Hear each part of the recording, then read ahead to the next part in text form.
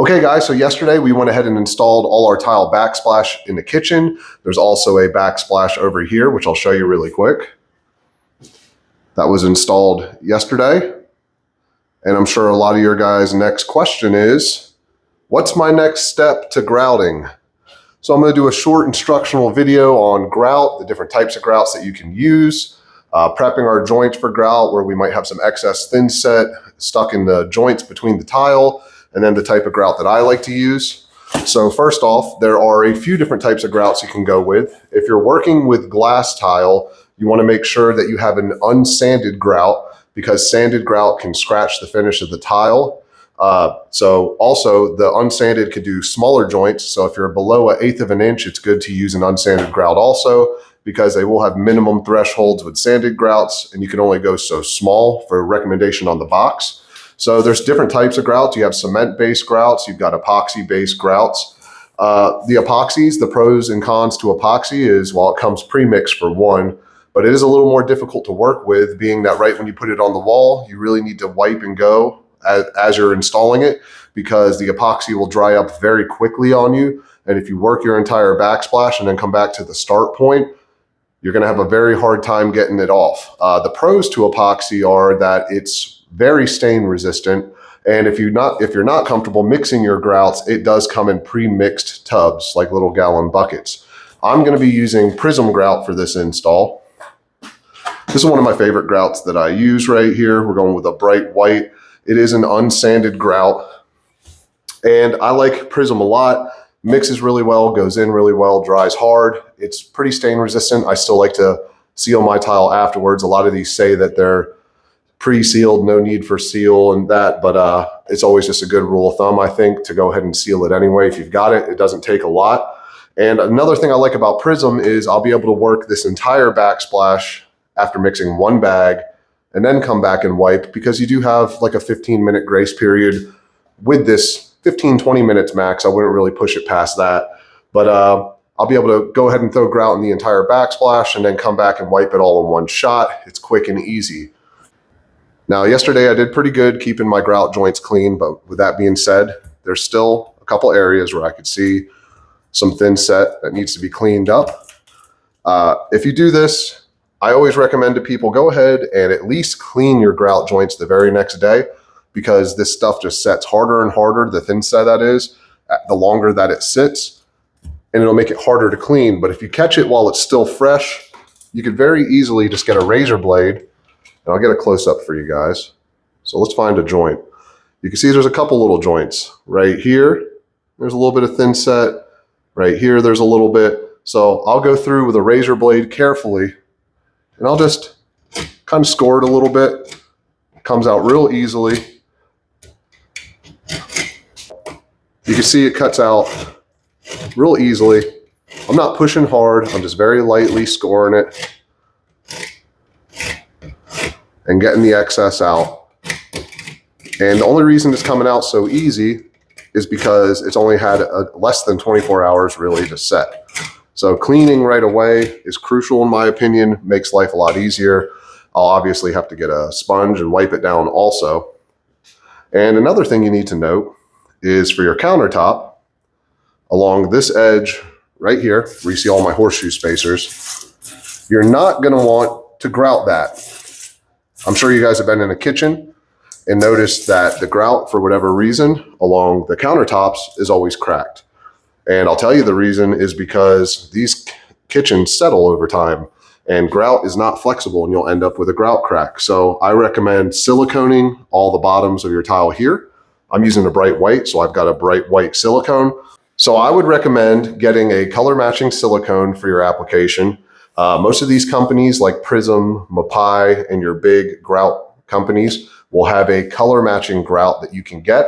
And if they don't, you could always find one from one of these other companies and just by eye get a close match. But there's two different types you could use. There's the 100% silicone commercial grade, and then there's grout caulk. For a tile backsplash, you could arguably get away with a grout caulk. It's not intended for wet areas, so I wouldn't recommend it in a shower or something like that. But being that this isn't going to see constant moisture, you definitely could get away with a grout caulk. And if you're using a sanded grout, The silicone doesn't always match 100%, and the grout caulk actually has like some sand in it, and it does match. For this one, I've got an unsanded grout. It's bright white, so I've got a bright white silicone. I personally think silicone is better. It's a little more flexible. It's a little more permanent, and it's water resistant too. So that's what I'm gonna be going with in here. I'm gonna go ahead and just share with you guys cleaning up all my grout joints. It's the very first thing I'm gonna do. I'm gonna go through everything with a sponge and a Brillo pad, get the excess thinset off the tile that might be there. And if I see where my thinset has protruded past the tile a little bit, I'll cut it out like I just shared with you with my razor blade. And then I'm gonna go ahead and show you guys the grout installation. So stay tuned to the rest of the video. I'll share some of the process with you guys, and I hope it helps you out. For my first clean, I really just like to use a Brillo pad and a sponge. And then just have a bucket of water over here to get everything clean. And the first thing that I do is I go ahead and I'm just gonna knock down all of the extra thinset that's up top. You can see a little bit here.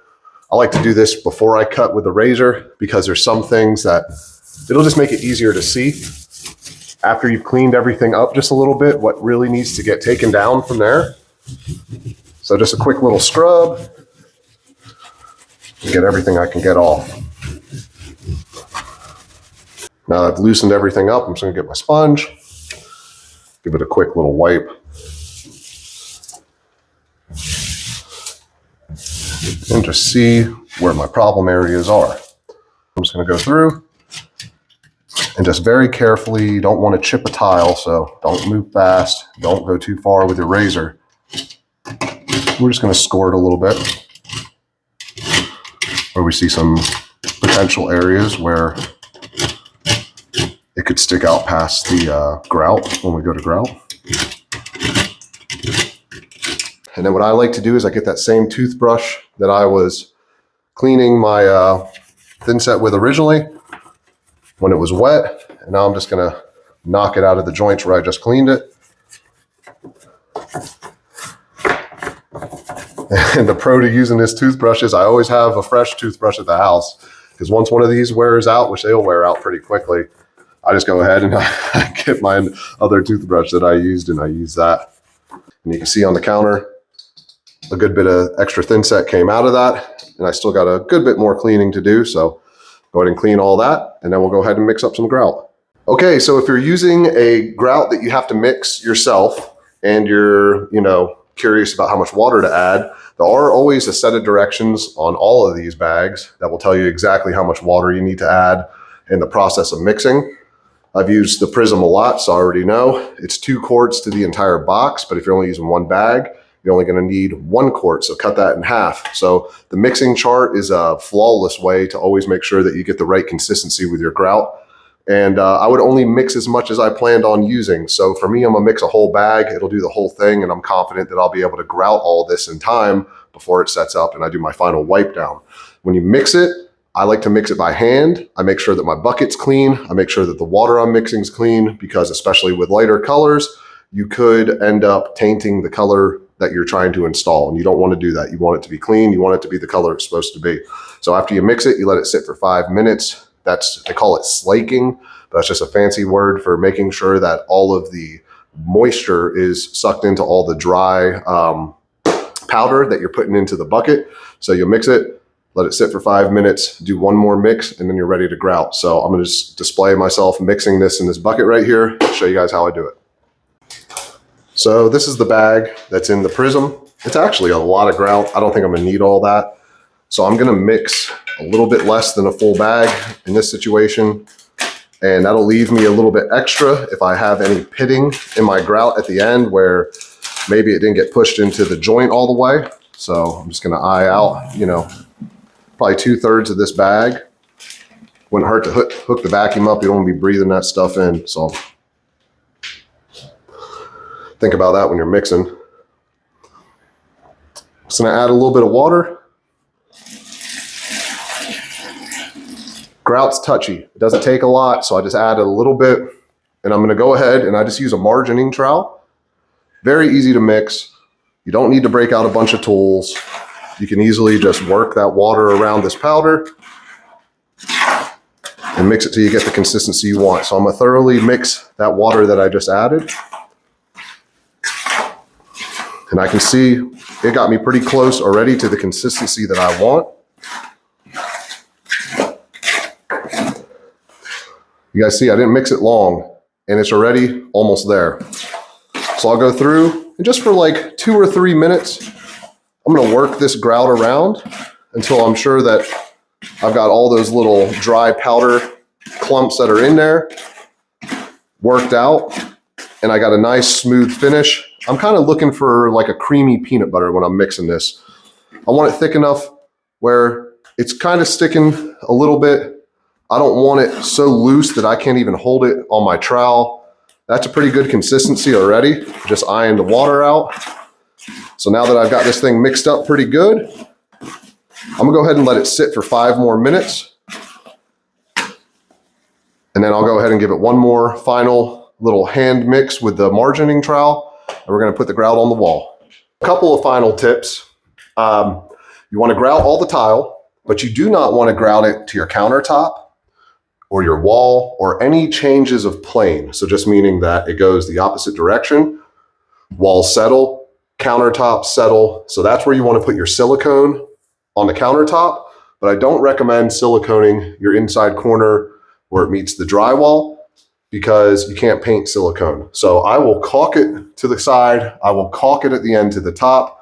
That'll be paintable and able to be touched up. I'll silicone with a color match right here against the countertop. And then that'll allow, like the silicone has flexibility to it. So if anything settles, it'll have a little bit of play and the silicone will stretch with it. If you're gonna grout this, I'm telling you, I can't tell you how many kitchens I go into and there's always cracks where people have grouted against their countertops. Looks good when you finish. I've never seen one really last. So let's get this thing going. I let my bucket sit for 5 minutes. I'm gonna give it a final mix and we're gonna get to work. Grouting is somewhat of a messy job. So I recommend having a bucket of water and a sponge with you at all times and start at the top and work your way down. So you're not getting all the stuff you worked at the bottom dirty, working the opposite way. You always want to start from the top and then work your way down. What I like to do is I get my margining trowel, really one of the most useful tools in my inventory, and I'm just going to get a nice start on my grout float. And just another piece of advice, I've got these polyurethane grout floats that are a lot like a squeegee. They're so much better than the foam floats. When you put it on the wall, you're really able to clean with these. So I'll just go ahead and just get it on the wall, and then I'll work a little corner of it, get it on my grout float, and you really want to push it into the joints. You want to make sure that you're mashing it all the way to the back of all of these gaps. And I'll show you what I mean with the squeegee. Cleans up pretty clean compared to a grout float. Another thing that's a good technique is to lightly dampen your tile as you go. So I'm just going to dampen that tile a little bit. That'll make it a little bit easier for you to work your grout into the joints. And it'll also make it easier to clean. And when you're cleaning your grout, you never want to go with the grout line because you're going to wipe out the buildup. You're going to shape the grout with your sponge. So you want to go against the grout lines, not into them, get a nice buildup, and then let it set. And then you'll do your final wipe and you'll shape it with your sponge. So the clock is ticking. I'm gonna go ahead and grout this entire wall.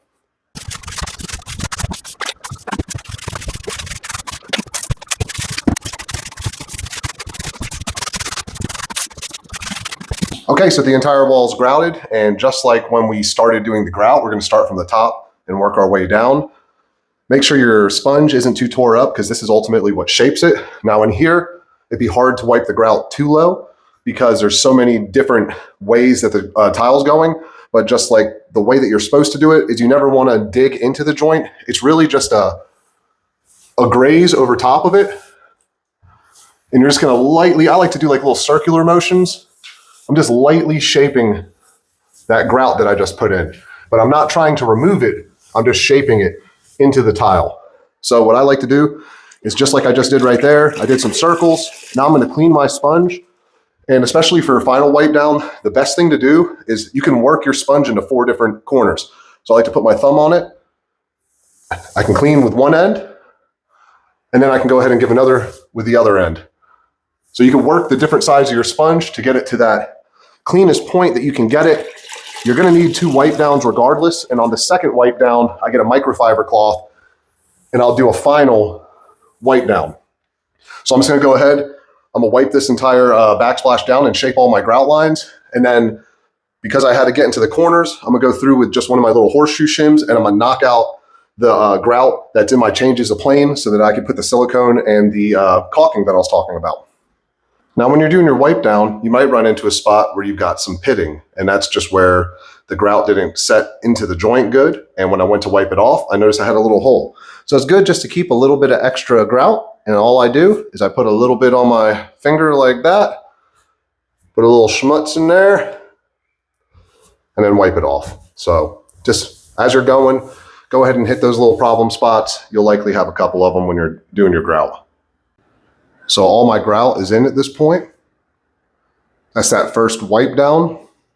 So what I'm gonna do is, I'm gonna go ahead and scrape out those inside corners like I discussed. And another thing that I like to do is you could time your second wipe down, but a good way to do it is I'll just put a little bit right here. And when that's hard, I know that the chemical reaction has taken place and I won't have to worry about knocking out any of the shaping that I just did. And I'll go ahead and give it that final wipe down, hit it with a microfiber, and that's it, it's finished. So after that dries and sets and there's no moisture, then I'm gonna silicone. If there's any moisture at all, the silicone won't adhere. So you gotta let it set, I'd say at least 4 hours. And if you have the time, just do it the next day. So no big deal there. I'll show a time lapse of it getting that final haze and you'll see what I'm talking about. As it dries, it starts to haze. And I hope you guys enjoyed the video. If you did, drop a like, subscribe, and I'll have a lot more content coming up soon. Thanks, guys. Okay, so for those of you who stuck around, that was a hyperlapse of the grout drying and hazing up on my tile. And you can see when I get close up on it, it's got a good grout haze all the way across it. And then that grout that I left on the counter, hard as a rock now. So what I'm gonna do is I'm just gonna go ahead with a clean bucket of water, clean sponge, and a microfiber rag. I'm gonna give it a final wipe down. So we're not shaping it at this point, we're just cleaning it. And the way that I showed you to work every single edge of the sponge is how I'm gonna do it. You don't want your sponge to be overly wet. We're just gonna start at the top, work one side. I'll work the other side. That's it, guys. It's cleaned, came out nice. Grout looks consistent. I got the other side, it's still drying. We'll go ahead and eat some lunch. Hope you guys enjoyed the video. Catch you on the next one.